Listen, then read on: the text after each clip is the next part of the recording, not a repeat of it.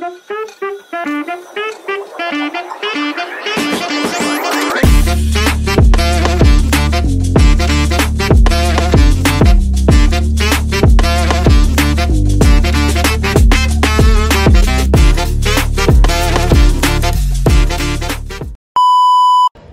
everyone, it's me Marian and welcome back to my YouTube channel. So for today's video, samahan nyo akong mag-empake dahil this is it. This is the day na magmo-move in kami sa bagong apartment. So ayun guys, we cannot afford to stay here. This is a luxury Airbnb type of accommodation pala. So hindi rin to pinapaupahan ng long term itong apartment na pinag-iisa namin ngayon. It's $5,400 per month. So, we cannot afford it. Pero good thing, nakahanap kami ng apartment na malapit lang din sa office ni husband. And malapit lang din sa school ng anak ko. So, lilipat lang tayo ng very, very light. Panibagong house tour na naman yun, syempre. Pero sa ngayon, samahan niyo muna ako mag-empake guys. Dahil sandamak-mak ang ayusin natin for today's vlog.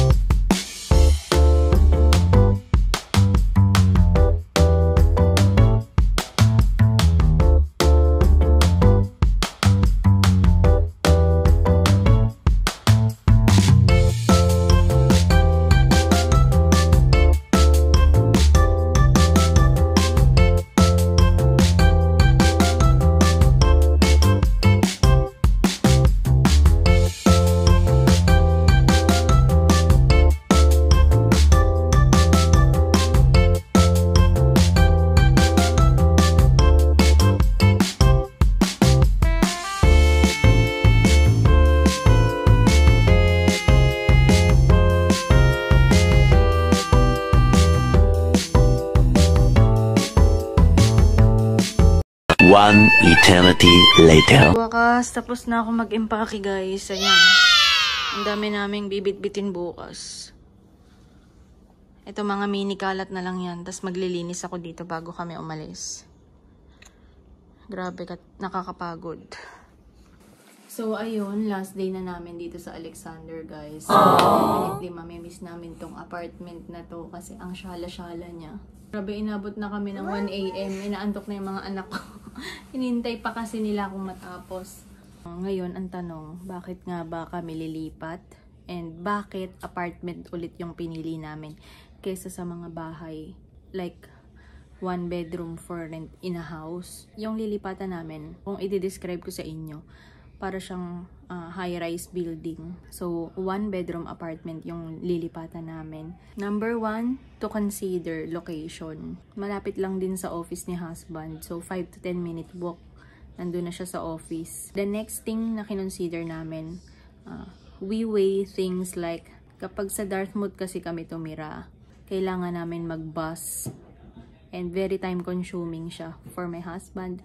Na sa line of work niya kasi sobrang importante ng oras. Kapag dito lang kami, within downtown, efficient sa kanya. And dun kasi sa lilipatan namin, malapit lang din siya sa library, sa Scotia Square, sa mga parks. So, accessible yung area din sa mga bus stops. Kapag halimbawang sa Dartmouth kami, kailangan namin magkotse kasi mahirap nga mag-travel lang with kids. Bukod dun, mura nga yung bahay dun, pero kailangan mo namang magkotse. So, mababawi lang din sa insurance and maintenance ng kotse, di ba?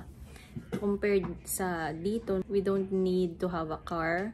Kasi accessible naman nga yung mga area, pwedeng lakarin. And yung bus, madali lang naman kasi yung bus dito. Like, hindi mo kailangan maghintay ng sobrang tagal bago ka makasakay. And we use Communoto kapag weekends or grocery day namin. So, we don't need to have a car when we stay here along downtown. The next thing to consider is yung security. So, sa high-rise building kasi, dito kasi sa Alexander, may gwardiya pero may oras lang. Pero, hindi ka talaga basta-basta makakapasok dito kapag wala kang access card or key na ini-scan sa main door.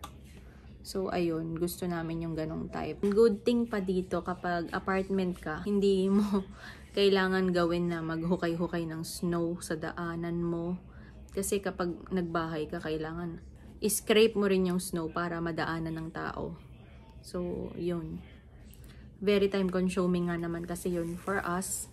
Kung pati ba naman yun gagawin namin, di ba?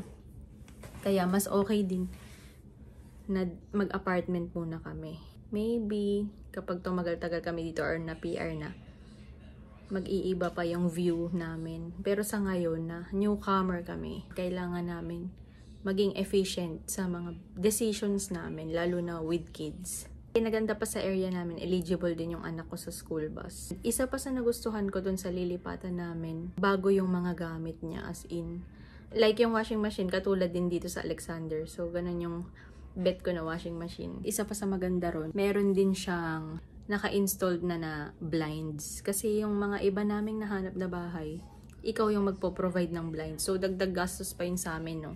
Although our new apartment is not fully furnished, kailangan namin bumili ng mga cookware, plato, kama, yan. It's fine kasi magagamit mo naman yan long term. Itong pag-move in na namin, for long term lease siya.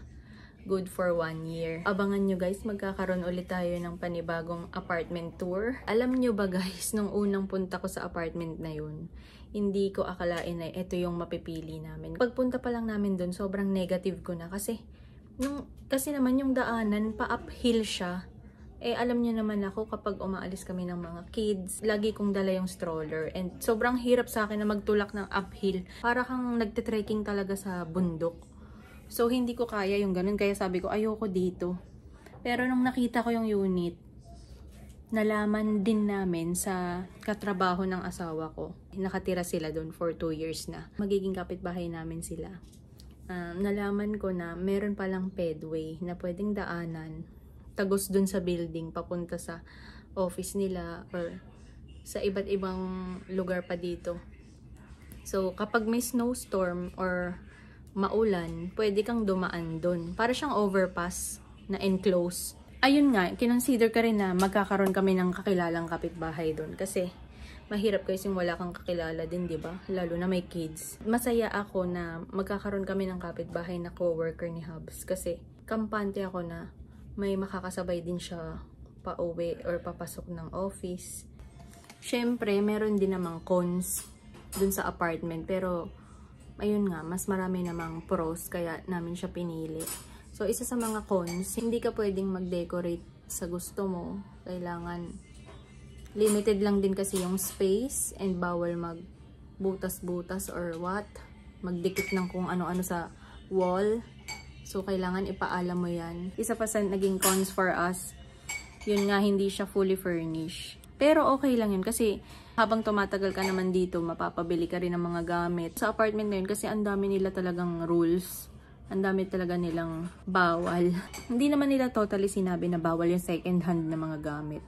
Pero, pag nagkaroon ng peste sa unit mo, like mga bed bugs or what, may penalty. So, may encourage ka talagang bumili ng brand new kasi sa takot mo rin na baka yung mabili mo may bed bugs. So, better invest in brand new na lang. So, yun. Namili kami sa IKEA. Yun yung mga gamit namin talagang minake sure namin na brand new. kesa naman magbayad kami ng penalty. Pero kung newcomer lang din kayo, and syempre we have to live within our means, nasa sa inyo naman yan kung paano kayo mag-budget. You don't have to buy brand new things. Sariling decision lang namin yun, guys. So if hindi applicable sa inyo, i-disregard niyo yung advice ko na yun, no?